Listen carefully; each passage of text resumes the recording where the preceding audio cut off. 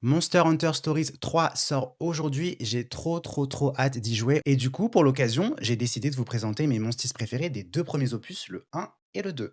Yann Koukou. Alors, je sais, c'est ultra basic, c'est un des premiers monstis qu'on a dans le jeu, il est pas très rare au final, mais moi je l'adore. Il m'a marqué, il t'accompagne du début à la fin parce que moi je lâche pas mes monstis. Quand ils sont là, ils restent avec moi jusqu'à la fin.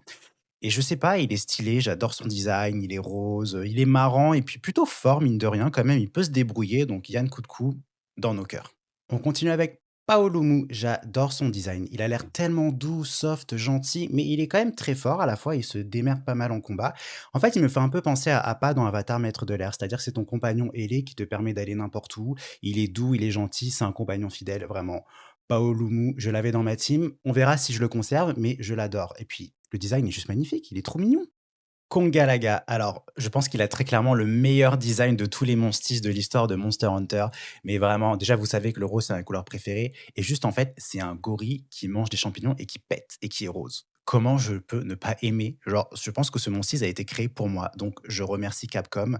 Je l'aurai toujours dans ma team, ça c'est sûr et certain. Si vous n'aimez pas Kongalaga, c'est pas la peine de venir sur mon gameplay, il sera là. Théostra. Théostra, franchement, je n'ai pas les mots pour à quel point il est stylé. Pour moi, attraper Théostra, c'est comme attraper un Pokémon légendaire sans Master Ball.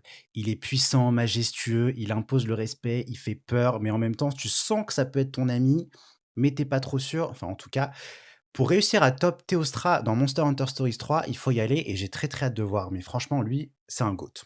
Et évidemment, en première place, vous me connaissez, vous l'aviez vu venir, c'est la queen en chef, Mizutsune.